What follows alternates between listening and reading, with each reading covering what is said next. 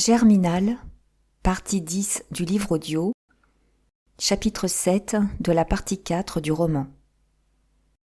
C'était au plan des dames, dans cette vaste clairière qu'une coupe de bois venait d'ouvrir. Elle s'allongeait en une pente douce, ceinte d'une haute futaie, des hêtres superbes dont les troncs, droits et réguliers, l'entouraient d'une colonnade blanche verdie de lichen.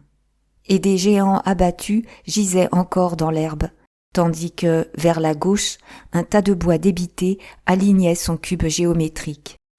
Le froid s'aiguisait avec le crépuscule, les mousses gelées craquaient sous les pas. Il faisait nuit noire à terre, les branches hautes se découpaient sur le ciel pâle, où la lune pleine, montant à l'horizon, allait éteindre les étoiles. Près de 3000 charbonniers étaient au rendez-vous, une foule grouillante, des hommes, des femmes, des enfants, emplissant peu à peu la clairière, débordant au loin sous les arbres. Et des retardataires arrivaient toujours. Le flot des têtes, noyé d'ombre, s'élargissait jusqu'au taillis voisin. Un grondement en sortait, pareil à un vent d'orage, dans cette forêt immobile et glacée. En haut, dominant la pente, Étienne se tenait avec Rasseneur et Maheu. Une querelle s'était élevée. On entendait leurs voix, par éclats brusques. Près d'eux, des hommes les écoutaient. Levaque, les poings serrés, Pierron, tournant le dos, très inquiet de n'avoir pu prétexter des fièvres plus longtemps. Et il y avait aussi le père Bonnemort et le vieux Mouque, côte à côte, sur une souche, l'air profondément réfléchi. Puis, derrière, les blagueurs étaient là, Zacharie, Mouquet, d'autres encore, venus pour rire, tandis que recueillis au contraire, graves ainsi qu'à l'église, des femmes se mettaient en groupe. La Maheude, muette, hochait la tête aux sourds jurons de la Levaque. Philomène toussait, reprise de sa bronchite depuis l'hiver. Seule, la Mouquette riait à belles dents, égayée par la façon dont la brûlée traitait sa fille, une dénaturée qui la renvoyait pour se gaver de lapin, une vendue, engraissée des lâchetés de son homme. Et, sur le tas de bois, Jeanlin s'était planté, hissant Lydie, forçant Bébert à le suivre, tous les trois en l'air, plus haut que tout le monde. La querelle venait de Rasseneur, qui voulait procéder régulièrement à l'élection d'un bureau. Sa défaite, au bon joyeux, l'enrageait, et il s'était juré d'avoir sa revanche, car il se flattait de reconquérir son autorité ancienne, lorsqu'on serait en face non plus des délégués, mais du peuple des mineurs. Étienne, révolté, avait trouvé l'idée d'un bureau imbécile dans cette forêt. Il fallait agir révolutionnairement, en sauvage, puisqu'on les traquait comme des loups. Voyant la dispute s'éterniser, il s'empara tout d'un coup de la foule. Il monta sur un tronc d'arbre en criant « Camarades ! Camarades !» La rumeur confuse de ce peuple s'éteignit dans un long soupir, tandis que Maheu étouffait les protestations de Rasseneur. Étienne continuait d'une voix éclatante. « Camarades, puisqu'on nous défend de parler, puisqu'on nous envoie les gendarmes, comme si nous étions des brigands, c'est ici qu'il faut nous entendre. Ici, nous sommes libres, nous sommes chez nous. Personne ne viendra nous faire taire, pas plus qu'on ne fait taire les oiseaux et les bêtes. » Un tonnerre lui répondit, des cris, des exclamations. « Oui, oui, la forêt est à nous. On a bien le droit d'y causer. Parle !» Alors, Étienne se tint un instant immobile sur le tronc d'arbre. La lune, trop basse encore à l'horizon, n'éclairait toujours que les branches hautes. Et la foule restait noyée de ténèbres, peu à peu calmée, silencieuse. Lui, noir également, faisait au-dessus d'elle, en haut de la pente, une barre d'ombre. Il leva un bras dans un geste lent, il commença. Mais sa voix ne grondait plus. Il avait pris le ton froid d'un simple mandataire du peuple qui rend ses comptes. Enfin, il plaçait le discours que le commissaire de police lui avait coupé au bon joyeux. Et il débutait par un historique rapide de la grève en affectant l'éloquence scientifique. Des faits, rien que des faits.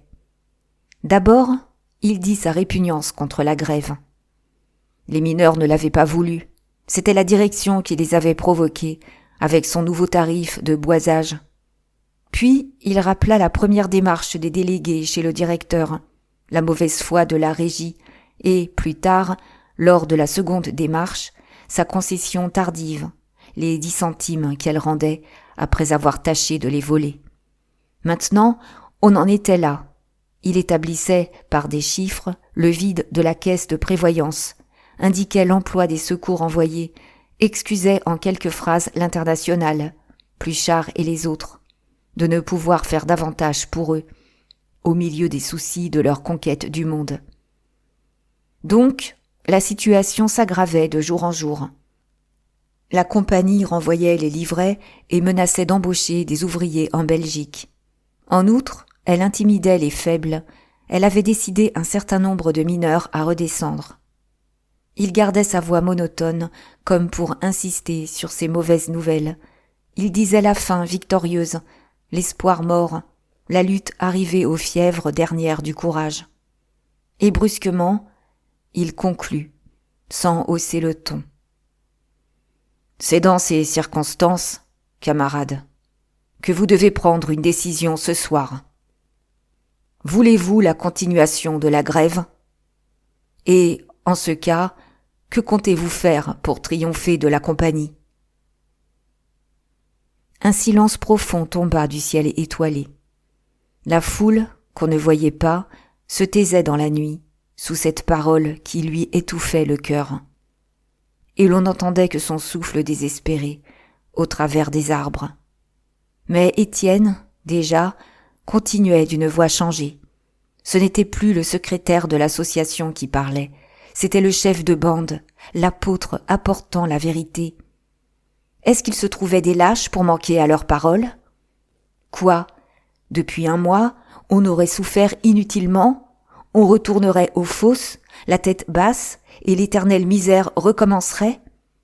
Ne valait-il pas mieux mourir tout de suite en essayant de détruire cette tyrannie du capital qui affamait le travailleur? Toujours se soumettre devant la faim, jusqu'au moment où la faim, de nouveau, jetait les plus calmes à la révolte? N'était-ce pas un jeu stupide qui ne pouvait durer davantage? Et il montrait les mineurs exploités, supportant à eux seuls les désastres des crises, réduits à ne plus manger dès que les nécessités de la concurrence abaissaient le prix de revient. Non, le tarif de boisage n'était pas acceptable. Il n'y avait là qu'une économie déguisée, on voulait voler à chaque homme 1 heure de son travail par jour. C'était trop cette fois. Le temps venait où les misérables, poussés à bout, feraient justice. Il resta les bras en l'air. La foule, à ce mot de justice, secouée d'un long frisson, éclata en applaudissements, qui roulaient avec un bruit de feuilles sèches. Des voix criaient « Justice! Il est temps! Justice !» Peu à peu, Étienne s'échauffait. Il n'avait pas l'abondance facile et coulante de Rasseneur. Les mots lui manquaient souvent. Il devait torturer sa phrase. Il en sortait par un effort qu'il appuyait d'un coup d'épaule. Seulement, à ces heures continuelles, il rencontrait des images d'une énergie familière qui empoignait son auditoire, tandis que ses gestes d'ouvrier au chantier, ses coudes rentrés, puis détendus et lançant les poings en avant, sa mâchoire brusquement avancée, comme pour mordre, avaient eux aussi une action extraordinaire sur les camarades. Tous le disaient. Il n'était pas grand, mais il se faisait écouter. « Le salariat est une forme nouvelle de l'esclavage », reprit-il d'une voix plus vibrante. « La mine doit être aux mineurs, comme la mer est aux pêcheurs, comme la terre est aux paysans. Entendez-vous? La mine vous appartient, à vous tous qui, depuis un siècle, l'avez payée de tant de sang et de misère. » Carrément, il aborda des questions obscures de droit, le défilé des lois spéciales sur les mines, où il se perdait. Le sous-sol, comme le sol, était à la nation. Seul un privilège odieux en assurait le monopole à des compagnies. D'autant plus que, pour Montsou, la prétendue légalité des concessions se compliquait des traités passés jadis avec les propriétaires des anciens fiefs, selon la vieille coutume du hainaut. Le peuple des mineurs n'avait donc qu'à reconquérir son bien, et les mains tendues, il indiquait le pays entier, au-delà de la forêt. À ce moment, la lune qui montait de l'horizon, glissant des hautes branches, l'éclaira. Lorsque la foule, encore dans l'ombre, l'aperçut ainsi, blanc de lumière, distribuant la fortune de ses mains ouvertes, elle applaudit de nouveau, d'un battement prolongé. « Oui, oui, il a raison. Bravo !» Dès lors, Étienne chevauchait sa question favorite, l'attribution des instruments de travail à la collectivité, ainsi qu'il le répétait en une phrase, dont la barbarie le grattait délicieusement. Chez lui, à cette heure, l'évolution était complète. Parti de la fraternité attendrie des catéchumènes, du besoin de réformer le salariat, il aboutissait à l'idée politique de le supprimer. Depuis la réunion du Bon Joyeux, son collectivisme, encore humanitaire et sans formule, s'était raidi en un programme compliqué, dont il discutait scientifiquement chaque article. D'abord, il posait que la liberté ne pouvait être obtenue que par la destruction de l'État. Puis, quand le peuple se serait emparé du gouvernement, les réformes commenceraient. Retour à la commune primitive, substitution d'une famille égalitaire et libre à la famille morale et oppressive, égalité absolue, civile, politique et économique, garantie de l'indépendance individuelle grâce à la possession et au produit intégral des outils du travail. Enfin, instruction professionnelle et gratuite, payée par la collectivité. Cela entraînait une refonte totale de la vieille société pourrie. Il attaquait le mariage, le droit de tester. Il réglementait la fortune de chacun. Il jetait bas le monument inique des siècles morts, d'un grand geste de son bras, toujours le même, le geste du faucheur qui rase la moisson mûre. Et il reconstruisait ensuite de l'autre main. Il bâtissait la future humanité, l'édifice de vérité et de justice, grandissant dans l'aurore du XXe siècle. À cette tension cérébrale, la raison chancelait, il ne restait que l'idée fixe du sectaire. Les scrupules de sa sensibilité et de son bon sens étaient emportés. Rien ne devenait plus facile que la réalisation de ce monde nouveau. Il avait tout prévu. Il en parlait comme d'une machine qu'il monterait en 2 heures, et ni le feu ni le sang ne lui coûtaient. « Notre tour est venu !» lança-t-il dans un dernier éclat. « C'est à nous d'avoir le pouvoir et la richesse !» Une acclamation roula jusqu'à lui du fond de la forêt. La lune, maintenant, blanchissait toute la clairière, découpait en arêtes vives la houle des têtes, jusqu'au lointain confus des taillis, entre les grands troncs grisâtres. Et c'était, sous l'air glacial, une furie de visages, des yeux luisants, des bouches ouvertes, tout un rut de peuple, les hommes, les femmes, les enfants, affamés et lâchés au juste pillage de l'antique bien dont on les dépossédait. Ils ne sentaient plus le froid, ces ardentes paroles les avaient chauffés aux entrailles. Une exaltation religieuse les soulevait de terre, la fièvre d'espoir des premiers chrétiens de l'Église, attendant le règne prochain de la justice. Bien des phrases obscures leur avaient échappé, ils n'entendaient guère ces raisonnements techniques et abstraits, mais l'obscurité même, l'abstraction, élargissait encore le champ des promesses, les enlevait dans un éblouissement. Quel rêve! Être les maîtres, cesser de souffrir, jouir enfin. C'est ça, nom de Dieu, à notre tour, mort aux exploiteurs! Les femmes déliraient. La Maheude, sortie de son calme, prise du vertige de la faim, la Levaque hurlante, la vieille brûlée hors d'elle, agitant des bras de sorcière, et Philomène secouée d'un accès de toux, et la Mouquette si allumée qu'elle criait des mots tendres à l'orateur. Parmi les hommes, Maheu, conquis, avait eu un cri de colère, entre Pierron tremblant et Levaque qui parlait trop, tandis que les blagueurs, Zacharie et Mouquet, essayaient de ricaner, mal à l'aise, étonnés que le camarade en pût dire si long, sans boire un coup. Mais, sur le tas de bois, Jeanlin menait encore le plus de vacarme. excitant Bébert et Lydie, agitant le panier où Pologne gisait. La clameur recommença. Étienne goûtait l'ivresse de sa popularité. C'était son pouvoir qu'il tenait, comme matérialisé, dans ces 3000 poitrines dont il faisait d'un mot battre les cœurs. Souvarine, s'il avait daigné venir, aurait applaudi ses idées à mesure qu'il les aurait reconnues, content des progrès anarchiques de son élève, satisfait du programme, sauf l'article sur l'instruction, un reste de niaiserie sentimentale, car la sainte et salutaire ignorance devait être le bain où se retremperaient les hommes. Quant à Rasseneur, il haussait les épaules de dédain et de colère. « Tu me laisseras parler !» cria-t-il à Étienne. Celui-ci sauta du tronc d'arbre. « Parle, nous verrons s'il t'écoute. » Déjà, Rasseneur l'avait remplacé et réclamait du geste le silence. Le bruit ne se calmait pas, son nom circulait, des premiers rangs qu'il avait reconnus, aux derniers perdus sous les hêtres. Et l'on refusait de l'entendre. C'était une idole renversée, dont la vue seule fâchait ses anciens fidèles. Son élocution facile, sa parole coulante et bonne d'enfant, qui avait si longtemps charmé, était traitée à cette heure de tisane tiède, faite pour endormir les lâches. Vainement, il parla dans le bruit, il voulut reprendre le discours d'apaisement qu'il promenait, l'impossibilité de changer le monde à coups de loi, la nécessité de laisser à l'évolution sociale le temps de s'accomplir. On le plaisantait, on le chutait. Sa défaite du bon joyeux s'aggravait encore et devenait irrémédiable. On finit par lui jeter des poignées de mousse gelée. Une femme cria d'une voix aiguë. « À bas, le traître !» Il expliquait que la mine ne pouvait être la propriété du mineur, comme le métier est celle du tisserand. Et il disait préférer la participation aux bénéfices, l'ouvrier intéressé, devenu l'enfant de la maison.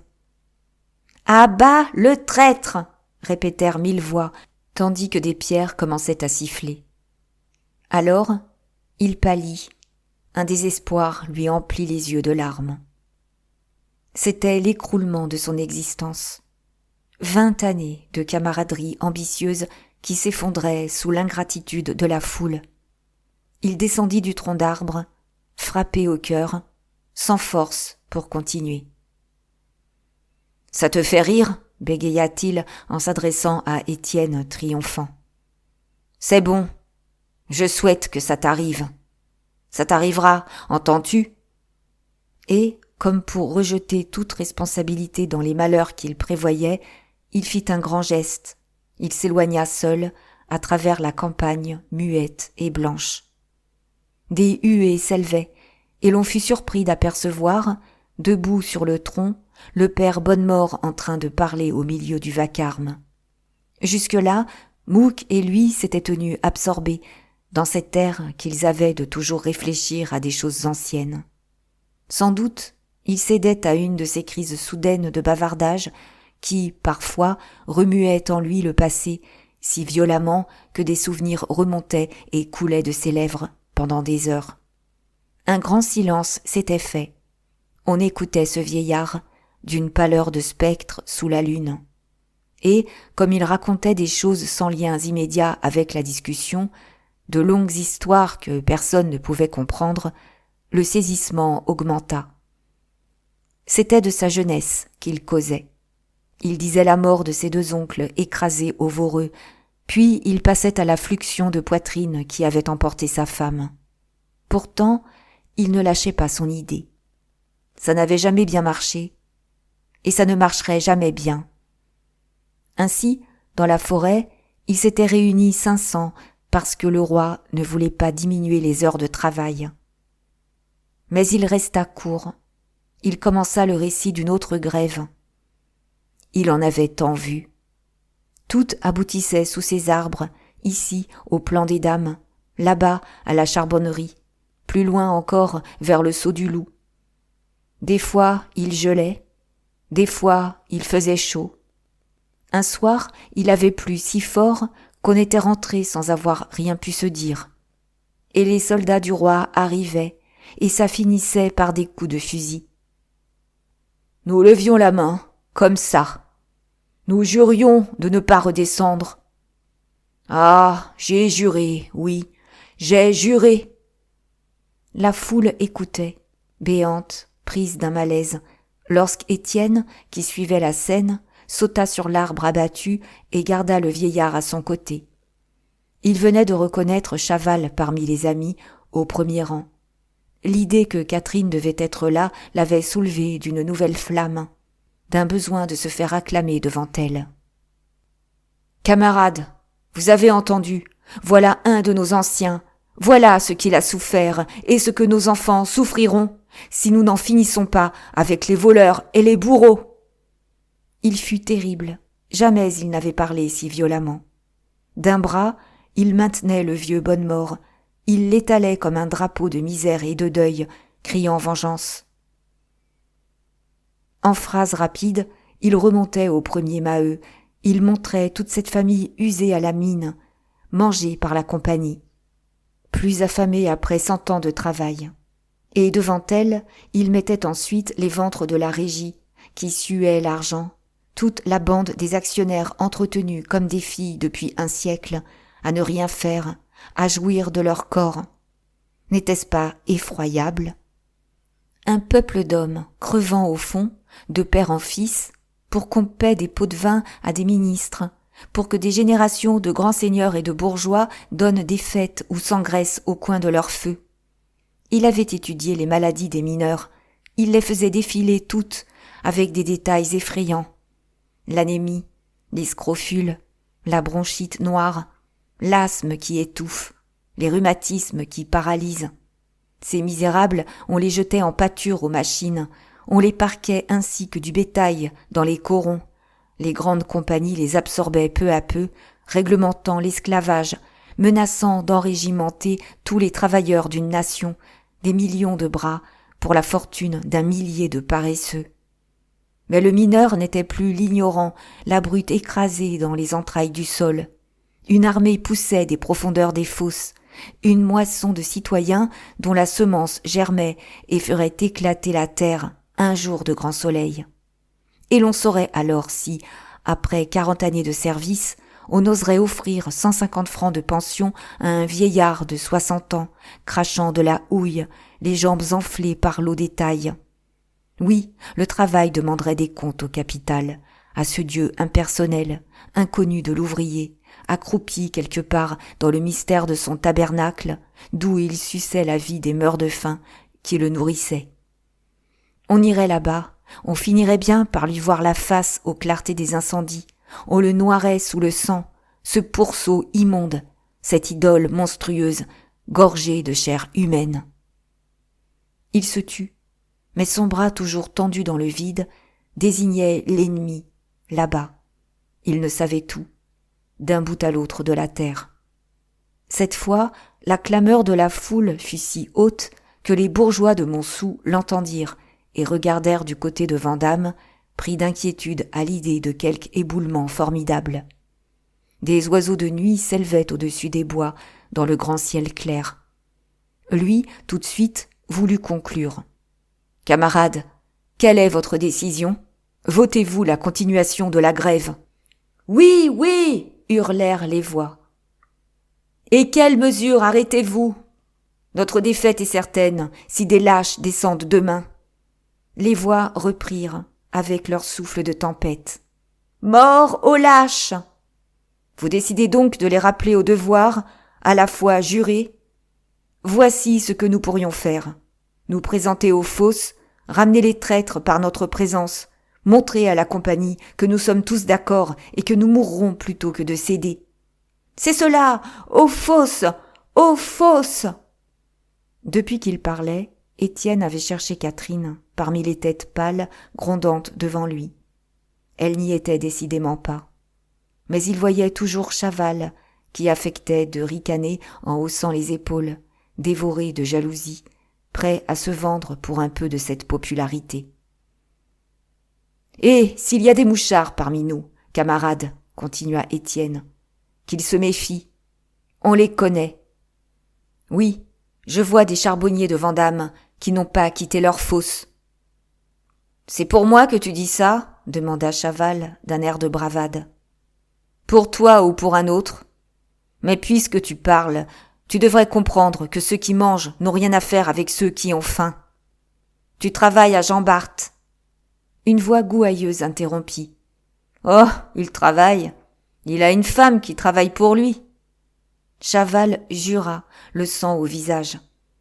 Nom de Dieu, c'est défendu de travailler, alors? Oui, cria Étienne, quand les camarades endurent la misère pour le bien de tous. C'est défendu de se mettre en égoïste et en cafard du côté des patrons. Si la grève était générale, il y a longtemps que nous serions les maîtres. Est-ce qu'un seul homme de Vandame aurait dû descendre lorsque Montsou a chômé? Le grand coup, ce serait que le travail s'arrêtât dans le pays entier, chez monsieur Denelin, comme ici. Entends-tu? Il n'y a que des traîtres, haute taille de Jean Bart. Vous êtes tous des traîtres. Autour de Chaval, la foule devenait menaçante. Des poings se levaient, des cris « À mort! À mort !» commençaient à gronder. Il avait blêmi. Mais, dans sa rage de triompher d'Étienne, une idée le redressa. « Écoutez-moi donc. Venez demain à Jean Bart et vous verrez si je travaille. Nous sommes des vôtres, on m'a envoyé vous dire ça. Faut éteindre les feux, faut que les machineurs, eux aussi, se mettent en grève. Tant mieux si les pompes s'arrêtent. L'eau crèvera les fosses, tout sera foutu. » On l'applaudit furieusement à son tour. Et dès lors, Étienne lui-même fut débordé.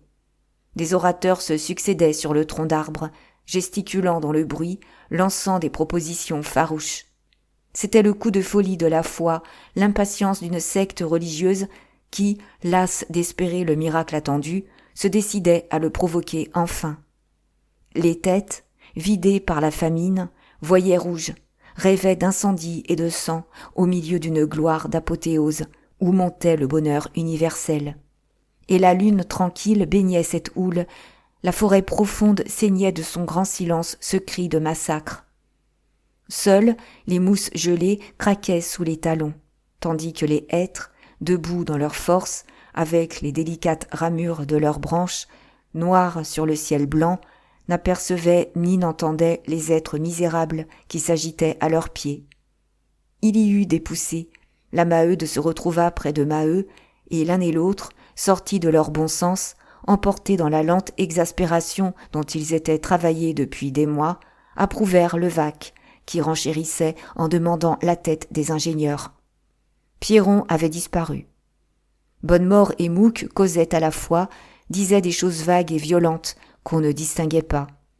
Par blague, Zacharie réclama la démolition des églises, pendant que Mouquet, sa crosse à la main, en tapait la terre, histoire simplement d'augmenter le bruit.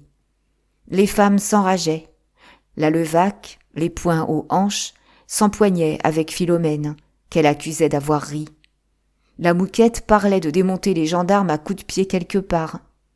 La Brûlée, qui venait de gifler Lydie en la retrouvant sans panier ni salade, continuait d'allonger des claques dans le vide pour tous les patrons qu'elle aurait voulu tenir. Un instant, Jeanlin était resté suffoqué, Bébert ayant appris par un galibot que madame Rasseneur les avait vus voler Pologne. Mais lorsqu'il eut décidé qu'il retournerait lâcher furtivement la bête à la porte de l'Avantage, il hurla plus fort, il ouvrit son couteau neuf, dont il brandissait la lame, glorieux de la faire luire. « Camarades, camarades !» répétait Étienne, épuisé, enroué, à vouloir obtenir une minute de silence, pour s'entendre définitivement. Enfin, on l'écouta. « Camarades, demain matin, à Jean Bart, est-ce convenu ? » ?»« Oui, oui, à Jean Bart, mort aux traîtres !» L'ouragan de ces 3000 voix emplit le ciel et s'éteignit dans la clarté pure de la lune. 5e partie. Chapitre 1. À 4 heures, la lune s'était couchée. Il faisait une nuit très noire. Tout dormait encore chez les Denelin. La vieille maison de briques restait muette et sombre. Portes et fenêtres closes, au bout du vaste jardin mal tenu qui la séparait de la fosse Jean-Bart. Sur l'autre façade passait la route déserte de Vandame, un gros bourg caché derrière la forêt à 3 kilomètres environ. Deneulin, las d'avoir passé la veille une partie de la journée au fond, ronflait le nez contre le mur, lorsqu'il rêva qu'on l'appelait. Il finit par s'éveiller, entendit réellement une voix, courut ouvrir la fenêtre. C'était un de ces porions, debout dans le jardin. « Quoi donc ?» demanda-t-il. « Monsieur, c'est une révolte. La moitié des hommes ne veulent plus travailler et empêchent les autres de descendre. » Il comprenait mal, la tête lourde et bourdonnante de sommeil, saisi par le grand froid comme par une douche glacée. « Forcez-les à descendre. Sacrebleu !» bégaya-t-il. « Voilà 1 heure que ça dure, » reprit le porion. « Alors nous avons eu l'idée de venir vous chercher. Il n'y a que vous qui leur ferez peut-être entendre raison. »« C'est bien, j'y vais. » Vivement il s'habilla, l'esprit net maintenant, très inquiet. On n'aurait pu piller la maison, ni la cuisinière, ni le domestique n'avaient bougé. Mais, de l'autre côté du palier, des voix alarmées chuchotaient. Et, lorsqu'il sortit, il vit s'ouvrir la porte de ses filles, qui toutes deux parurent, vêtues de peignoirs blancs passés à la hâte. « Père, qu'y a-t-il » L'aînée, Lucie, avait 22 ans déjà, grande, brune, l'air superbe. Tandis que Jeanne, la cadette, âgée de 19 ans à peine, était petite, les cheveux dorés, d'une grâce caressante. « Rien de grave, » répondit-il pour les rassurer. « Il paraît que des tapageurs font du bruit, là-bas. Je vais voir. » Mais elles se récrièrent. Elles ne voulaient pas le laisser partir sans qu'il prît quelque chose de chaud. Autrement, il leur rentrerait malade, l'estomac délabré, comme toujours. Lui se débattait, donnait sa parole d'honneur qu'il était trop pressé. « Écoute, » finit par dire Jeanne en se pendant à son cou, « tu vas boire un petit verre de rhum et manger 2 biscuits. Ou je reste comme ça, tu es obligé de m'emporter avec toi. » Il dut se résigner, en jurant que les biscuits l'étoufferaient.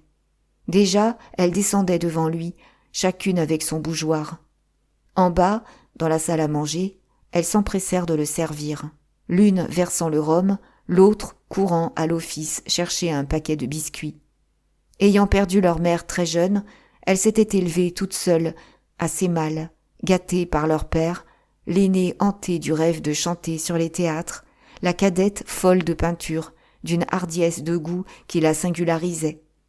Mais lorsque le train avait dû être diminué, à la suite de gros embarras d'affaires, il était brusquement poussé, chez ces filles d'air extravagant, des ménagères très sages et très rusées, dont l'œil découvrait les erreurs de centimes dans les comptes. Aujourd'hui, avec leurs allures garçonnières d'artistes, elles tenaient la bourse, rognaient sur les sous, querellaient les fournisseurs, retapaient sans cesse leurs toilettes, arrivaient enfin à rendre décente la gêne croissante de la maison.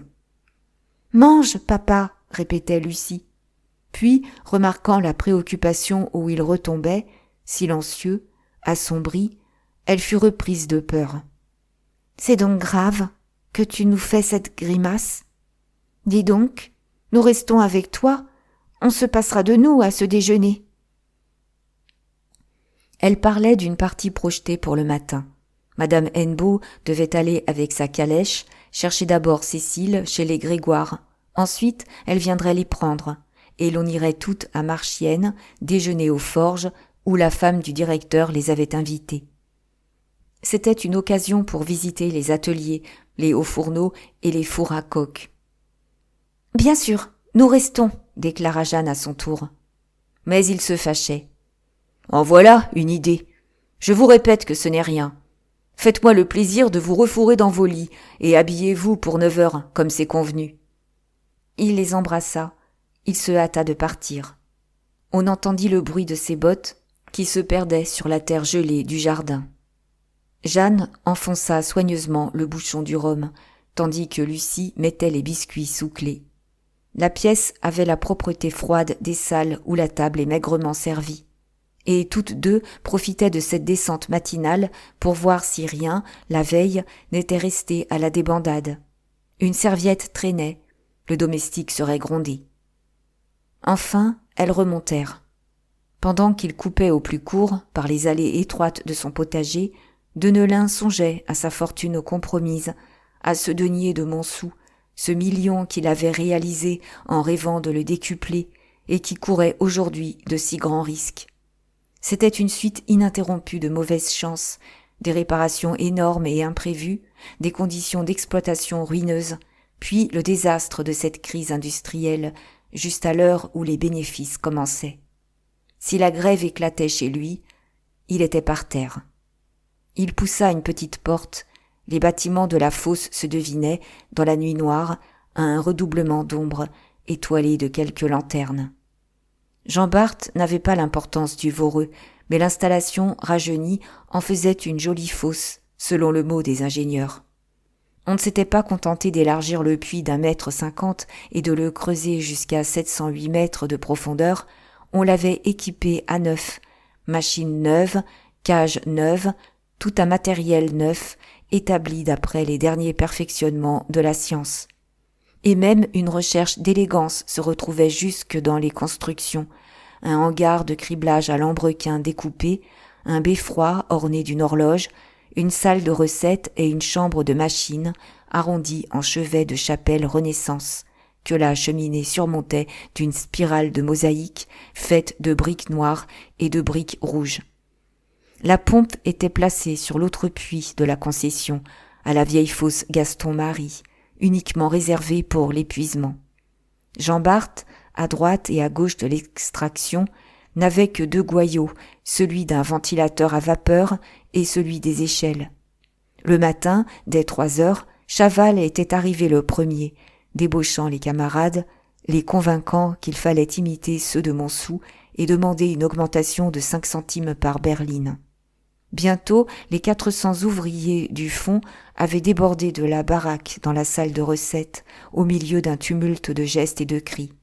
Ceux qui voulaient travailler tenaient leurs lampes, pieds nus, la pelle ou la rivelaine sous le bras, tandis que les autres, encore en sabots, le paletot sur les épaules à cause du grand froid, barraient le puits.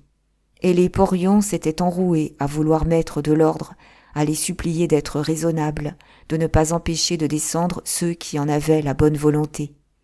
Mais Chaval s'emporta, quand il aperçut Catherine, en culotte et en veste, la tête serrée dans le béguin bleu. Il lui avait, en se levant, signifié brutalement de rester couchée. Elle, désespérée de cet arrêt du travail, l'avait suivi tout de même, car il ne lui donnait jamais d'argent. Elle devait souvent payer pour elle et pour lui. Et qu'allait-elle devenir si elle ne gagnait plus rien? Une peur l'obsédait, la peur d'une maison publique de Marchiennes où finissaient les herscheuses sans pain et sans gîte. « Nom de Dieu !» cria Chaval. « Qu'est-ce que tu viens foutre ici ?» Elle bégaya qu'elle n'avait pas des rentes et qu'elle voulait travailler. « Alors, tu te mets contre moi, garce ? Rentre tout de suite ou je te raccompagne à coups de sabot dans le derrière !»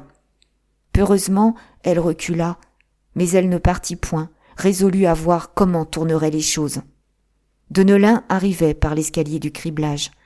Malgré la faible clarté des lanternes, d'un vif regard, il embrassa la scène, cette cohue noyée d'ombre, dont il connaissait chaque face, les haveurs, les chargeurs, les moulineurs, les herscheuses, jusqu'aux galibots. Dans la nef, neuve et encore propre, la besogne arrêtée attendait. La machine, sous pression, avait de légers sifflements de vapeur. Les cages demeuraient pendues aux câbles immobiles. Les berlines, abandonnées en route, encombraient les dalles de fonte. On venait de prendre à peine 80 lampes, les autres flambaient dans la lampisterie. Mais un mot de lui suffirait sans doute, et toute la vie du travail recommencerait. « Eh bien, que se passe-t-il donc, mes enfants ?» demanda-t-il à pleine voix. « Qu'est-ce qui vous fâche ? Expliquez-moi ça. Nous allons nous entendre. » D'ordinaire, il se montrait paternel pour ces hommes, tout en exigeant beaucoup de travail. Autoritaire, l'allure brusque, il tâchait d'abord de les conquérir par une bonhomie qui avait des éclats de clairon. Et il se faisait aimer souvent. Les ouvriers respectaient surtout en lui l'homme de courage, sans cesse dans les tailles avec eux, le premier au danger, dès qu'un accident épouvantait la fosse. 2 fois, après des coups de grisou, on l'avait descendu, lié par une corde sous les aisselles, lorsque les plus braves reculaient. « Voyons, reprit-il, vous n'allez pas me faire repentir d'avoir répondu de vous. Vous savez que j'ai refusé un poste de gendarme. Parlez tranquillement, je vous écoute. » Tous se taisaient maintenant, gênés, s'écartant de lui. Et ce fut Chaval qui finit par dire : « Voilà, monsieur Deneulin, nous ne pouvons continuer à travailler. Il nous faut 5 centimes de plus par berline. » Il parut surpris. « Comment, 5 centimes ? À propos de quoi cette demande ? Moi, je ne me plains pas de vos boisages. Je ne veux pas vous imposer un nouveau tarif comme la régie de Montsou. C'est possible, mais les camarades de Montsou sont tout de même dans le vrai. Ils repoussent le tarif et ils exigent une augmentation de 5 centimes parce qu'il n'y a pas moyen de travailler proprement avec les marchandages actuels. Nous voulons 5 centimes de plus. N'est-ce pas, vous autres ? » Des voix approuvèrent. Le bruit reprenait au milieu de gestes violents. Peu à peu, tous se rapprochaient en un cercle étroit. Une flamme alluma les yeux de Deneulin, tandis que sa poigne d'homme amoureux des gouvernements forts se serrait, de peur de céder à la tentation d'en saisir un par la peau du cou. Il préféra discuter, parler raison. « Vous voulez 5 centimes. Et j'accorde que la besogne les vaut. Seulement, je ne puis pas vous les donner. Si je vous les donnais, je serais simplement fichu. Comprenez donc qu'il faut que je vive, moi d'abord, pour que vous viviez. Et je suis à bout. La moindre augmentation du prix de revient me ferait faire la culbute. Il y a 2 ans, rappelez-vous, lors de la dernière grève, j'ai cédé, je le pouvais encore. Mais cette hausse du salaire n'en a pas moins été ruineuse, car voici 2 années que je me débats. Aujourd'hui, j'aimerais mieux lâcher la boutique tout de suite que de ne savoir, le mois prochain, où prendre de l'argent pour vous payer. » Chaval avait un mauvais rire en face de ce maître qui leur contait si franchement ses affaires. Les autres baissaient le nez, têtus, incrédules, refusant de s'entrer dans le crâne qu'un chef ne gagnât pas des millions sur ses ouvriers. Alors Deneulin insista. Il expliquait sa lutte contre Montsou, toujours aux aguets, prêt à le dévorer, s'il avait un soir la maladresse de se casser les reins. C'était une concurrence sauvage qui le forçait aux économies, d'autant plus que la grande profondeur de Jean Bart augmentait chez lui le prix de l'extraction, condition défavorable à peine compensée par la forte épaisseur des couches de houille. Jamais il n'aurait haussé les salaires à la suite de la dernière grève sans la nécessité où il s'était trouvé d'imiter Montsou, de peur de voir ses hommes le lâcher. Et il les menaçait du lendemain. Quel beau résultat pour eux, s'ils l'obligeaient à vendre, de passer sous le joug terrible de la régie. Lui ne trônait pas au loin, dans un tabernacle ignoré. Il n'était pas un de ces actionnaires qui paient des gérants pour tondre le mineur et que celui-là n'a jamais vu.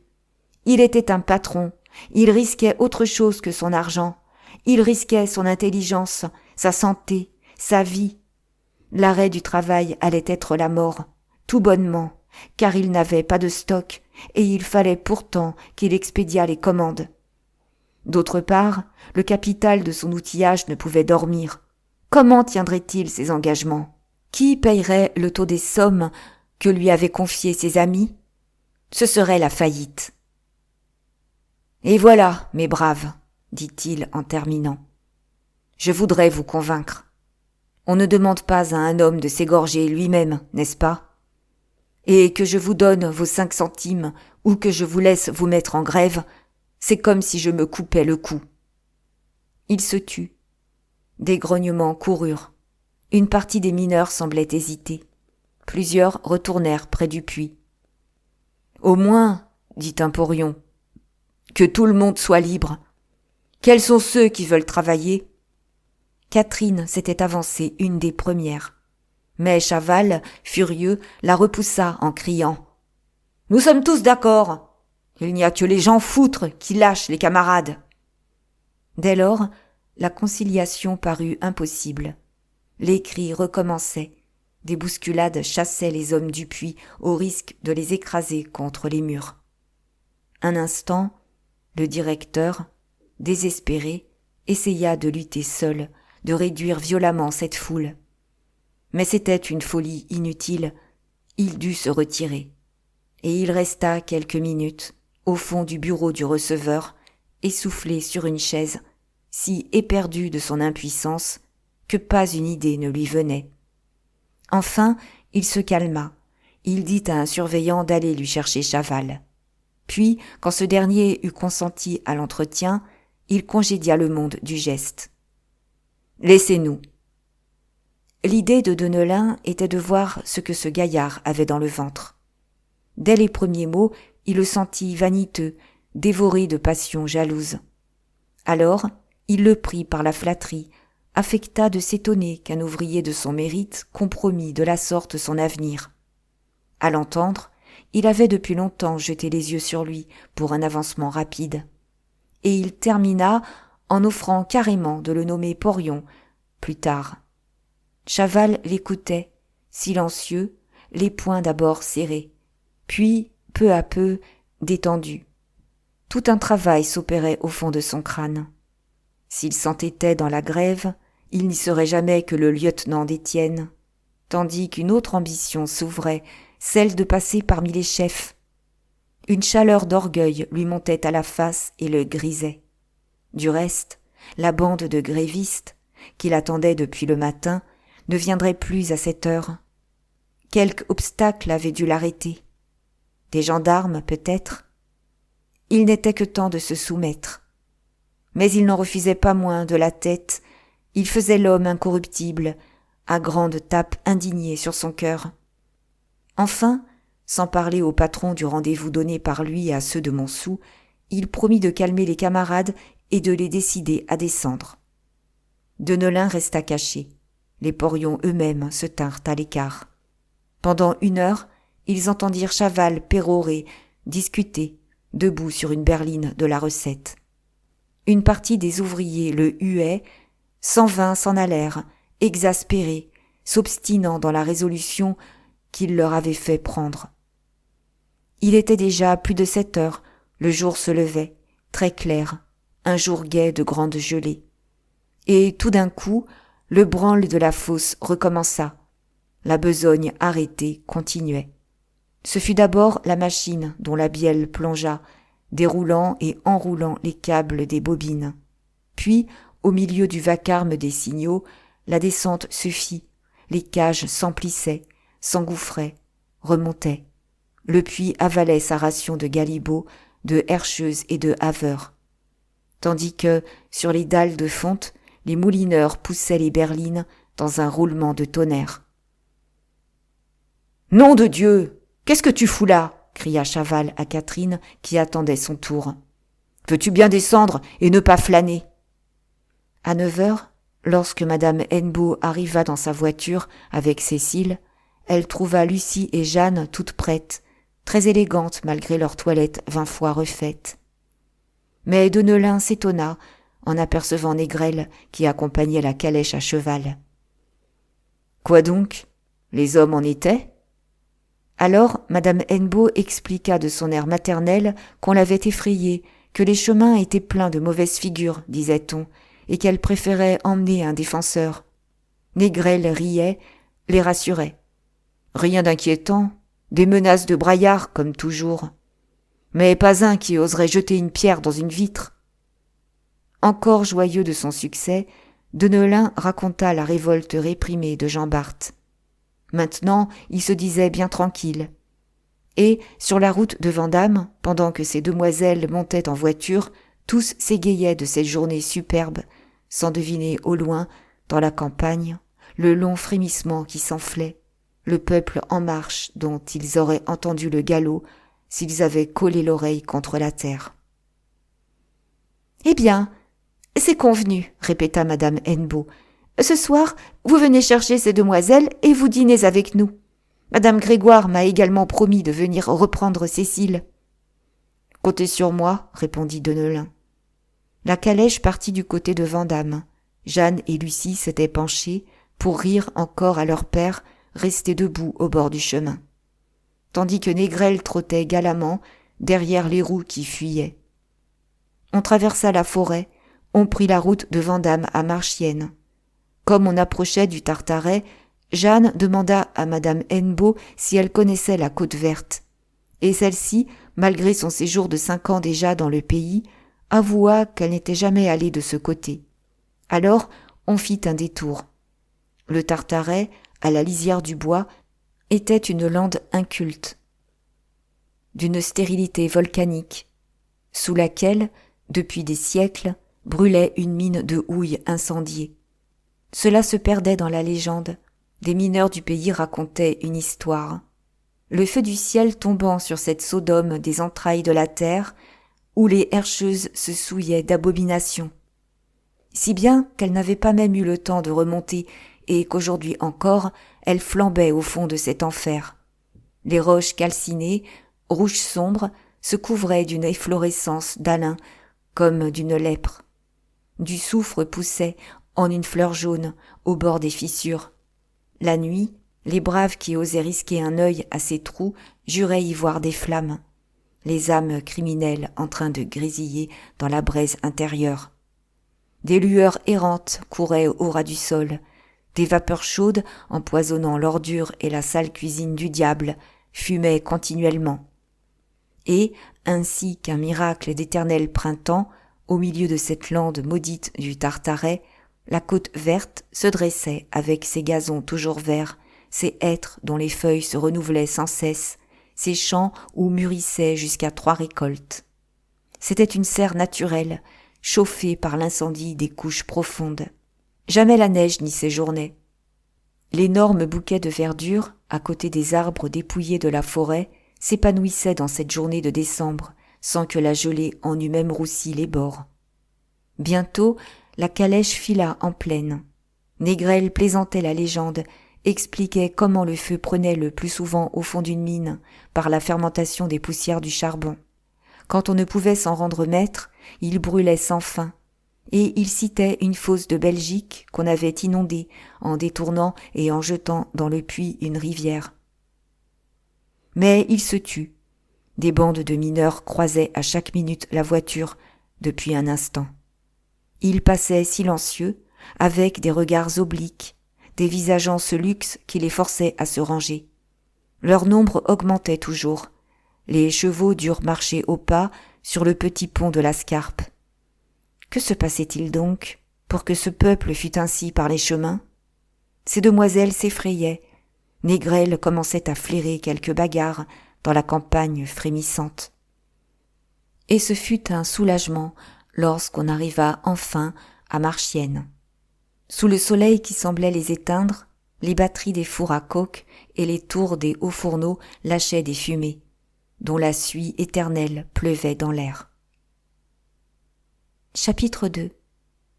À Jean-Bart, Catherine roulait depuis 1 heure déjà, poussant les berlines jusqu'au relais, et elle était trempée d'un tel flot de sueur qu'elle s'arrêta un instant pour s'essuyer la face. Du fond de la taille, où il tapait à la veine avec les camarades du marchandage, Chaval s'étonna lorsqu'il n'entendit plus le grondement des roues. Les lampes brûlaient mal, la poussière du charbon empêchait de voir. « Quoi donc ?» cria-t-il. Quand elle lui eut répondu qu'elle allait fondre, bien sûr, et qu'elle se sentait le cœur qui se décrochait, il répliqua furieusement. « Bête, fais comme nous, ôte ta chemise !» C'était à 708 mètres, au nord, dans la première voie de la veine désirée, que 3 kilomètres séparaient de l'accrochage. Lorsqu'il parlait de cette région de la fosse, les mineurs du pays pâlissaient et baissaient la voix comme s'ils avaient parlé de l'enfer. Et ils se contentaient le plus souvent de hocher la tête en hommes qui préféraient ne point causer de ces profondeurs de braise ardente. À mesure que les galeries s'enfonçaient vers le nord, elles se rapprochaient du Tartaret. Elle pénétrait dans l'incendie intérieur qui, là-haut, calcinait les roches. Les tailles, au point où l'on en était arrivé, avaient une température moyenne de 45 degrés. On s'y trouvait en pleine cité maudite, au milieu des flammes que les passants de la plaine voyaient par les fissures, crachant du soufre et des vapeurs abominables. Catherine, qui avait déjà enlevé sa veste, hésita, puis ôta également sa culotte, et les bras nus, les cuisses nues, la chemise serrée aux hanches par une corde, comme une blouse, elle se remit à rouler. « Tout de même, ça ira mieux, » dit-elle à voix haute. Dans son étouffement, il y avait une vague peur. Depuis 5 jours qu'il travaillait là, elle songeait aux contes dont on avait bercé son enfance, à ces herscheuses du temps jadis qui brûlaient sous le Tartaret, en punition de choses qu'on n'osait pas répéter. Sans doute, elle était trop grande maintenant pour croire de pareilles bêtises, mais pourtant, qu'aurait-elle fait si brusquement elle avait vu sortir du mur une fille rouge comme une poêle, avec des yeux pareils à des tisons? Cette idée redoublait ses sueurs. Au relais, à 80 mètres de la taille, une autre herscheuse prenait la berline et la roulait à 80 mètres plus haut, jusqu'au pied du plan incliné, pour que le receveur l'expédiât avec celle qui descendait des voies d'en haut. « Fichtre, tu te mets à ton aise, » dit cette femme, une maigre veuve de 30 ans, quand elle aperçut Catherine en chemise. « Moi, je ne peux pas. Les galibots du plan m'embêtent avec leur saleté. »« Ah, bien, » répliqua la jeune fille, « je m'en moque des hommes. Je souffre trop. » Elle repartit, poussant une berline vide. Le pis était que, dans cette voie de fond, une autre cause se joignait au voisinage du Tartaret pour rendre la chaleur insoutenable. On côtoyait d'anciens travaux, une galerie abandonnée de Gaston Marie, très profonde, où un coup de grisou, 10 ans plus tôt, avait incendié la veine, qui brûlait toujours, derrière le corroi, le mur d'argile bâti là et réparé continuellement afin de limiter le désastre. Privé d'air, le feu aurait dû s'éteindre, mais sans doute des courants inconnus l'avivaient. Il s'entretenait depuis 10 années. Il chauffait l'argile du corroi comme on chauffe les briques d'un four, au point qu'on en recevait au passage la cuisson. Et c'était le long de ce muraillement, sur une longueur de plus de 100 mètres, que se faisait le roulage, dans une température de 60 degrés. Après 2 voyages, Catherine étouffa de nouveau. Heureusement, la voie était large et commode, dans cette veine désirée, une des plus épaisses de la région. La couche avait 1,90 m. Les ouvriers pouvaient travailler debout. Mais ils auraient préféré le travail à col tordu et un peu de fraîcheur. « Ah, ça, est-ce que tu dors ?» reprit violemment Chaval dès qu'il cessa d'entendre remuer Catherine. « Qui est-ce qui m'a fichu une rosse de cette espèce ? Veux-tu bien emplir ta berline et rouler ?» Elle était au bas de la taille, appuyée sur sa pelle, et un malaise l'envahissait, pendant qu'elle les regardait tous d'un air imbécile sans obéir. Elle les voyait mal, à la lueur rougeâtre des lampes, entièrement nues comme des bêtes, si noires, si encrassées de sueur et de charbon que leur nudité ne la gênait pas. C'était une besogne obscure, des échines de singes qui se tendaient, une vision infernale de membres roussis, s'épuisant au milieu de coups sourds et de gémissements. Mais eux la distinguaient mieux, sans doute, car les rivelaines s'arrêtèrent de taper et ils la plaisantèrent d'avoir ôté sa culotte. « Eh, tu vas l'enrhumer, méfie-toi !»« C'est qu'elle a de vraies jambes. Dis donc, Chaval, y en a pour 2. »« Oh, faudrait voir. Relève ça. Plus haut, plus haut !» Alors Chaval, sans se fâcher de ses rires, retomba sur elle. « Ça y est-il ? Nom de Dieu ! Ah, pour les saletés, elle est bonne. Elle resterait là à en entendre jusqu'à demain. » Péniblement, Catherine s'était décidée à emplir sa berline. Puis elle la poussa. La galerie était trop large pour qu'elle pût s'arc-bouter aux 2 côtés des bois. Ses pieds nus se tordaient dans les rails, où il cherchait un point d'appui, pendant qu'elle filait avec lenteur, les bras raidis en avant, la taille cassée. Et dès qu'elle longeait le corroi, le supplice du feu recommençait. La sueur tombait aussitôt de tout son corps, en gouttes énormes, comme une pluie d'orage. À peine au tiers du relais, elle ruissela, aveuglée, souillée elle aussi d'une boue noire. Sa chemise étroite, comme trempée d'encre, collait à sa peau, lui remontait jusqu'aux reins dans le mouvement des cuisses. Et elle en était si douloureusement bridée qu'il lui fallut lâcher encore la besogne. Qu'avait-elle donc, ce jour-là ? Jamais elle ne s'était sentie ainsi du coton dans les os. Ça devait être un mauvais air. L'aérage ne se faisait pas au fond de cette voie éloignée. On y respirait toutes sortes de vapeurs qui sortaient du charbon avec un petit bruit bouillonnant de source, si abondante parfois que les lampes refusaient de brûler. Sans parler du grisou, dont on ne s'occupait plus, tant la veine en soufflait au nez des ouvriers, d'un bout de la quinzaine à l'autre. Elle le connaissait bien, ce mauvais air, cet air mort, comme disent les mineurs. En bas, de lourds gaz d'asphyxie. En haut, des gaz légers qui s'allument et foudroient tous les chantiers d'une fosse. Des centaines d'hommes, dans un seul coup de tonnerre.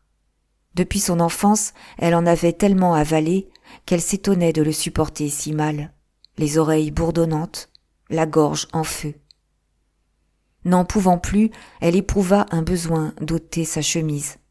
Cela tournait à la torture, ce linge dont les moindres plis la coupaient, la brûlaient.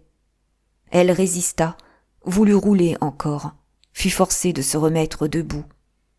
Alors, vivement, en se disant qu'elle se couvrirait au relais, elle enleva tout, la corde, la chemise, si fiévreuse qu'elle aurait arraché la peau si elle avait pu.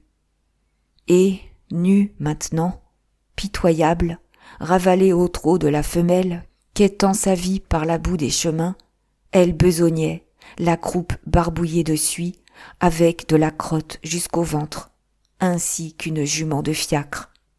À quatre pattes, elle poussait. Mais un désespoir lui vint. Elle n'était pas soulagée d'être nue.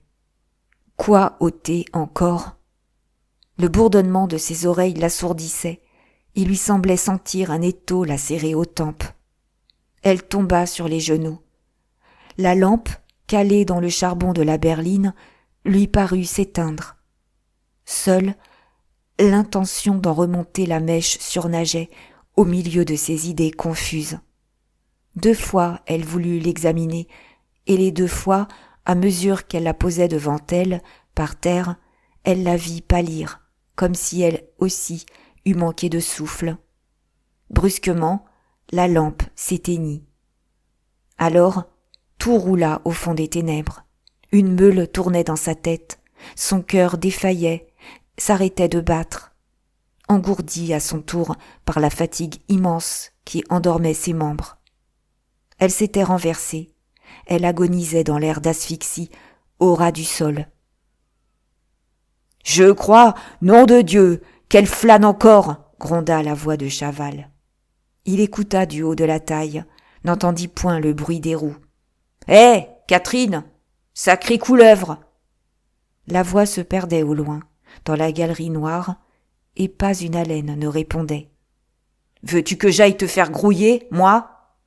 Rien ne remuait, toujours le même silence de mort. Furieux, il descendit, il courut avec sa lampe, si violemment qu'il faillit buter dans le corps de la herscheuse qui barrait la voie. Béant, il la regardait. Qu'avait-elle donc ? Ce n'était pas une frime au moins, histoire de faire un somme ? Mais la lampe, qu'il avait baissée pour éclairer la face, menaça de s'éteindre. Il la releva, la baissa de nouveau, finit par comprendre. Ça devait être un coup de mauvais air. Sa violence était tombée, le dévouement du mineur s'éveillait en face du camarade en péril. Déjà, il criait qu'on lui apportât sa chemise, et il avait saisi à plein bras la fille nue et évanouie. Il la soulevait le plus haut possible. Quand on lui eut jeté sur les épaules leurs vêtements, il partit au pas de course, soutenant d'une main son fardeau, portant les 2 lampes de l'autre. Les galeries profondes se déroulaient. Il galopait, prenait à droite, prenait à gauche, allait chercher la vie dans l'air glacé de la plaine que soufflait le ventilateur. Enfin, Un bruit de source l'arrêta, le ruissellement d'une infiltration coulant de la roche. Il se trouvait à un carrefour d'une grande galerie de roulage qui desservait autrefois Gaston-Marie. L'aérage y soufflait en un vent de tempête. La fraîcheur y était si grande qu'il fut secoué d'un frisson lorsqu'il eut assis par terre, contre les bois, sa maîtresse toujours sans connaissance, les yeux fermés. « Catherine, voyons, nom de Dieu, pas de blague. Tiens-toi un peu que je trempe ça dans l'eau. » Il s'effarait de la voir si molle. Pourtant, il put tremper sa chemise dans la source, et il lui en lava la figure. Elle était comme une morte, enterrée déjà au fond de la terre, avec son corps fluet de fille tardive, où les formes de la puberté hésitaient encore.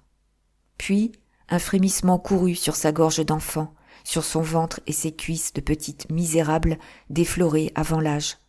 Elle ouvrit les yeux, elle bégaya. « J'ai froid. »« Ah, j'aime mieux ça. Par exemple, » cria Chaval, soulagé. Il la rhabilla, glissa aisément la chemise, jura de la peine qu'il eut à passer la culotte, car elle ne pouvait céder beaucoup. Elle restait étourdie, ne comprenait pas où elle se trouvait, ni pourquoi elle était nue. Quand elle se souvint, elle fut honteuse. Comment avait-elle osé enlever tout? Et elle le questionnait. Est-ce qu'on l'avait aperçue ainsi, sans un mouchoir à la taille seulement, pour se cacher? Lui, qui rigolait, inventait des histoires, racontait qu'il venait de la porter là, au milieu de tous les camarades faisant la haie. Quelle idée aussi d'avoir écouté son conseil et de s'être mis le derrière à l'air. Ensuite, il donna sa parole que les camarades ne devaient pas même savoir si elle l'avait rond ou carré, tellement il galopait raide. « Bigre, mais je crève de froid, dit-il en se rhabillant à son tour. Jamais elle ne l'avait vu si gentil. D'ordinaire, pour une bonne parole qu'il lui disait, elle empoignait tout de suite 2 sottises. Cela aurait été si bon de vivre d'accord. Une tendresse la pénétrait dans l'alanguissement de sa fatigue. Elle lui sourit, elle murmura « Embrasse-moi ». Il l'embrassa. Il se coucha près d'elle en attendant qu'elle pût marcher. « Vois-tu, reprit-elle, tu avais tort de crier là-bas, car je n'en pouvais plus, vrai. Dans la taille encore, vous avez moins chaud, mais si tu savais comment on cuit au fond de la voie. »« Bien sûr, répondit-il, on serait mieux sous les arbres. Tu as du mal dans ce chantier, ça, je m'en doute, ma pauvre fille. » Elle fut si touchée de l'entendre en convenir qu'elle fit la vaillante. « Oh, c'est une mauvaise disposition. Puis, aujourd'hui, l'air est empoisonné. Mais tu verras, tout à l'heure, si je suis une couleuvre. Quand il faut travailler, on travaille, n'est-ce pas? Moi, j'y crèverais plutôt que de lâcher. » Il y eut un silence. Lui la tenait d'un bras à la taille en la serrant contre sa poitrine pour l'empêcher d'attraper du mal. Elle, bien qu'elle se sentît déjà la force de retourner au chantier, s'oubliait avec délice. « Seulement, continua-t-elle très bas, je voudrais bien que tu fusses plus gentil. Oui, on est si content quand on s'aime un peu. » Et elle se mit à pleurer doucement. « Mais je t'aime, cria-t-il, puisque je t'ai prise avec moi. » Elle ne répondit que d'un hochement de tête. Souvent, il y avait des hommes qui prenaient des femmes pour les avoir en se fichant de leur bonheur à elle. Ses larmes coulaient plus chaudes. Cela la désespérait maintenant de songer à la bonne vie qu'elle mènerait si elle était tombée sur un autre garçon dont elle aurait senti toujours le bras passer ainsi à sa taille. Un autre, et l'image vague de cet autre se dressait dans sa grosse émotion. Mais c'était fini. Elle n'avait plus que le désir de vivre jusqu'au bout avec celui-là, s'il voulait seulement ne pas la bousculer si fort. « Alors, dit-elle, tâche donc d'être comme ça de temps en temps. » Des sanglots lui coupèrent la parole, et il l'embrassa de nouveau. « Es-tu bête? Tiens, je jure d'être gentil. On n'est pas plus méchant qu'un autre, va. » Elle le regardait. Elle recommençait à sourire dans ses larmes. Peut-être qu'il avait raison. On n'en rencontrait guère des femmes heureuses. Puis, bien qu'elle se défiât de son serment, elle s'abandonnait à la joie de le voir aimable. Mon Dieu, si cela avait pu durer. Tous deux s'étaient repris, et comme ils se serraient d'une longue étreinte, des pas les firent se mettre debout. 3 camarades qui les avaient vus passer arrivaient pour savoir. On repartit ensemble. Il était près de 10 heures, et l'on déjeuna dans un coin frais avant de se remettre à suer au fond de la taille. Mais ils achevaient la double tartine de leur briquet, ils allaient boire une gorgée de café à leur gourde, lorsqu'une rumeur, venue des chantiers lointains, les inquiéta. Quoi donc? Était-ce un accident encore? Ils se levèrent, ils coururent. Des haveurs, des herscheuses, des galibots les croisaient à chaque instant. Et aucun ne savait, tous criaient, ça devait être un grand malheur. Peu à peu, la mine entière s'effarait, des ombres affolées débouchaient des galeries, les lanternes dansaient, filaient dans les ténèbres. Où était-ce? Pourquoi ne le disait-on pas? Tout d'un coup, un porion passa en criant « On coupe les câbles! On coupe les câbles !» Alors, la panique souffla. Ce fut un galop furieux au travers des voies obscures. Les têtes se perdaient. À propos de quoi coupait-on les câbles? Et qui les coupait? Lorsque les hommes étaient au fond. Cela paraissait monstrueux. Mais la voix d'un autre porion éclata, puis se perdit. « Ceux de Montsou coupent les câbles! Que tout le monde sorte !» Quand il eut compris, Chaval arrêta net Catherine. L'idée qu'il rencontrerait là-haut ceux de Montsou, s'il sortait, lui engourdissait les jambes. Elle était donc venue, cette bande qu'il croyait aux mains des gendarmes.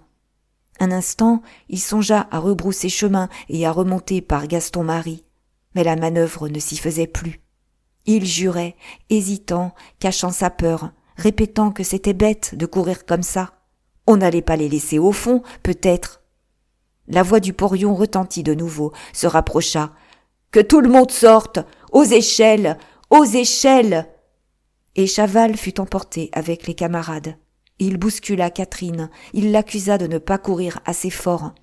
Elle voulait donc qu'il restât seul dans la fosse, à crever de faim? Car les brigands de Montsou étaient capables de casser les échelles sans attendre que le monde fût sorti. Cette supposition abominable acheva de les détraquer tous. Il n'y eut plus, le long des galeries, qu'une débandade enragée, une course de fous à qui arriverait le premier pour remonter avant les autres. Des hommes criaient que les échelles étaient cassées, que personne ne sortirait. Et, quand ils commencèrent à déboucher par groupes épouvantés dans la salle d'accrochage, ce fut un véritable engouffrement.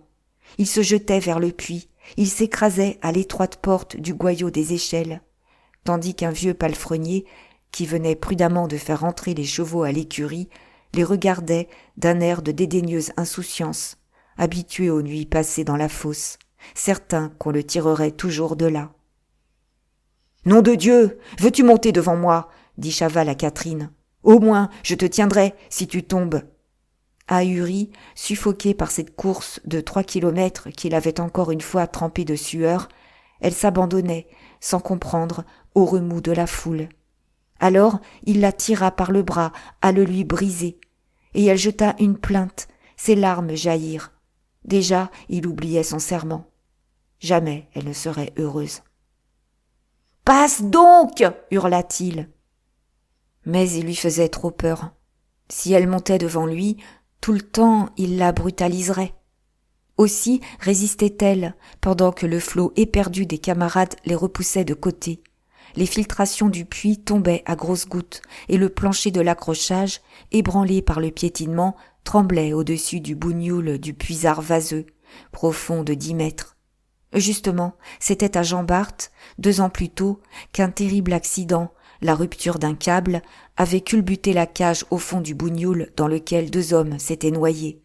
Et tous y songeaient. On allait tous y rester, si l'on s'entassait sur les planches. « Sacrée tête de pioche !» cria Chaval. « Crève donc, je serai débarrassé !» Il monta, et elle le suivit. Du fond au jour, il y avait 102 échelles, d'environ 7 mètres, posées chacune sur un étroit palier qui tenait la largeur du goyot et dans lequel un trou carré permettait à peine le passage des épaules. C'était comme une cheminée plate, de 700 mètres de hauteur. Entre la paroi du puits et la cloison du compartiment d'extraction, un boyau humide, noir et sans fin, où les échelles se superposaient, presque droites, par étages réguliers. Il fallait 25 minutes à un homme solide pour gravir cette colonne géante. D'ailleurs, le goyot ne servait plus que dans les cas de catastrophe. Catherine, d'abord, monta gaillardement. Ses pieds nus étaient faits à l'escaillage tranchant des voies et ne souffraient pas des échelons carrés recouverts d'une tringle de fer qui empêchait l'usure. Ses mains, durcies par le roulage, empoignaient sans fatigue les montants, trop gros pour elle. Et même cela l'occupait, la sortait de son chagrin, cette montée imprévue, ce long serpent d'hommes se coulant, se hissant, 3 par échelle, si bien que la tête déboucherait au jour lorsque la queue traînerait encore sur le bougnou. On n'en était pas là, les premiers devaient se trouver à peine au tiers du puits. Personne ne parlait plus, seuls les pieds roulaient avec un bruit sourd, tandis que les lampes, pareilles à des étoiles voyageuses, s'espaçaient de bas en haut, en une ligne toujours grandissante. Derrière elle, Catherine entendit un galibot compter les échelles. Cela lui donna l'idée de les compter aussi. On en avait déjà monté 15, et l'on arrivait à un accrochage. Mais, au même instant, elle se heurta dans les jambes de Chaval. Il jura en lui criant de faire attention. De proche en proche, toute la colonne s'arrêtait, s'immobilisait. Quoi donc ? Que se passait-il ? Et chacun retrouvait sa voix pour questionner et s'épouvanter. L'angoisse augmentait depuis le fond. L'inconnu de là-haut les étranglait davantage à mesure qu'ils se rapprochaient du jour. Quelqu'un annonça qu'il fallait redescendre, que les échelles étaient cassées. C'était la préoccupation de tous, la peur de se trouver dans le vide. Une autre explication descendit de bouche en bouche. L'accident d'un haveur glissé d'un échelon. On ne savait au juste. Des cris empêchaient d'entendre. Est-ce qu'on allait coucher là ? Enfin, sans qu'on fût mieux renseigné, la montée reprit, du même mouvement lent et pénible, au milieu du roulement des pieds et de la danse des lampes. Ce serait pour plus haut, bien sûr, les échelles cassées. À la 32e échelle, comme on dépassait un 3e accrochage, Catherine sentit ses jambes et ses bras se raidir. D'abord, elle avait éprouvé à la peau des picotements légers. Maintenant, elle perdait la sensation du fer et du bois sous les pieds et dans les mains. Une douleur vague, peu à peu cuisante, lui chauffait les muscles, et dans l'étourdissement qui l'envahissait, elle se rappelait les histoires du grand-père Bonnemort, du temps qu'il n'y avait pas de goyot, et que des gamines de 10 ans sortaient le charbon sur leurs épaules le long des échelles plantées à nu. Si bien que, lorsqu'une d'elles glissait, ou que simplement un morceau de houille déboulait d'un panier, 3 ou 4 enfants dégringolaient du coup, la tête en bas. Les crampes de ses membres devenaient insupportables. Jamais elle n'irait au bout. De nouveaux arrêts lui permirent de respirer. Mais la terreur qui, chaque fois, soufflait d'en haut, achevait de l'étourdir. Au-dessus et au-dessous d'elle, les respirations s'embarrassaient. Un vertige se dégageait de cette ascension interminable, dont la nausée la secouait avec les autres. Elle suffoquait, ivre de ténèbres, exaspérée de l'écrasement des parois contre sa chair. Et elle frissonnait aussi de l'humidité, le corps en sueur sous les grosses gouttes qui la trempaient.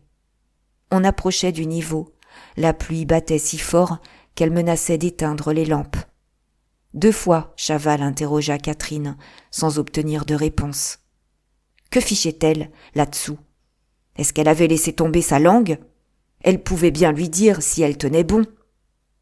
On montait depuis une demi-heure, mais si lourdement qu'il en était seulement à la 59e échelle. Encore 43. Catherine finit par bégayer qu'elle tenait bon tout de même. Il l'aurait traitée de couleuvre si elle avait avoué sa lassitude. Le fer des échelons devait lui entamer les pieds. Il lui semblait qu'on la sciait, là, jusqu'à l'os. Après chaque brassée, elle s'attendait à voir ses mains lâcher les montants, pelés et roidis, au point de ne pouvoir fermer les doigts. et elle croyait tomber en arrière, les épaules arrachées, les cuisses démanchées dans leur continuel effort. C'était surtout du peu de pente des échelles qu'elle souffrait, de cette plantation presque droite qui l'obligeait de se hisser à la force des poignets, le ventre collé contre le bois. L'essoufflement des haleines, à présent, couvrait le roulement des pas. Un râle énorme, décuplé par la cloison du goyot, s'élevait du fond, expirait au jour. Il y eut un gémissement, des mots coururent. Un galibot venait de s'ouvrir le crâne à l'arête d'un palier. Et Catherine montait. On dépassa le niveau. La pluie avait cessé, un brouillard alourdissait l'air de cave, empoisonné d'une odeur de vieux fer et de bois humide. Machinalement, elle s'obstinait tout bas à compter. 81, 82, 83, encore 19. Ces chiffres, répétés, la soutenaient seule de leur balancement rythmique. Elle n'avait plus conscience de ses mouvements. Quand elle levait les yeux, les lampes tournoyaient en spirale. Son sang coulait. Elle se sentait mourir. Le moindre souffle allait la précipiter. Le pis était que ceux d'en bas poussaient maintenant, et que la colonne entière se ruait, cédant à la colère croissante de sa fatigue, au besoin furieux de revoir le soleil. Des camarades, les premiers, étaient sortis. Il n'y avait donc pas d'échelle cassée, mais l'idée qu'on pouvait en casser encore, pour empêcher les derniers de sortir, lorsque d'autres respiraient déjà là-haut, achevait de les rendre fous. Et, comme un nouvel arrêt se produisait, des jurons éclatèrent, tous continuèrent à monter, se bousculant, passant sur les corps à qui arriverait quand même. Alors, Catherine tomba. Elle avait crié le nom de Chaval dans un appel désespéré. Il n'entendit pas. Il se battait. Il enfonçait les côtes d'un camarade à coups de talon pour être avant lui. Elle fut roulée, piétinée. Dans son évanouissement, elle rêvait. Il lui semblait qu'elle était une des petites herscheuses de jadis et qu'un morceau de charbon, glissé d'un panier, au-dessus d'elle, venait de la jeter en bas du puits, ainsi qu'un moineau atteint d'un caillou. 5 échelles seulement restaient à gravir. On avait mis près d'1 heure. Jamais elle ne sut comment elle était arrivée au jour, portée par des épaules, maintenue par l'étranglement du goyot. Brusquement, elle se trouva dans un éblouissement de soleil, au milieu d'une foule hurlante qui la huait.